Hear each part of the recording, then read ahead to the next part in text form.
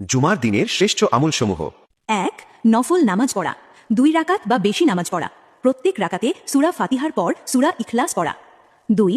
বেশি বেশি কুরআন তেলাওয়াত করা, এই রাতে বেশি বেশি কুরআন তেলাওয়াত করা উত্তম। 3.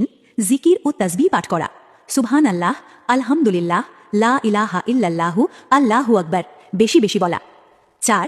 ইস্তিগফারের দোয়া পাঠ করা, আস্তাগফিরুল্লাহ হাল্লাযী লা ইলাহা ইল্লা হুয়াল হাইয়ুল কাইয়্যুম ওয়া আতুবু ইলাইহি। 5.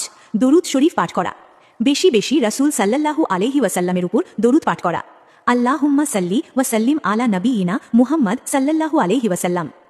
6. ক্ষমা চেয়ে দোয়া করা, আল্লাহুম্মা ইন্নাকা আফুউন তুহিব্বুল আফওয়া ফাফু আন্নি। 7. দান সাদকা করা, নিকটতম আত্মীয়কে দান সাদকা করা ও গরিব দুঃখী অসহায়দের সাদকা করা। 8.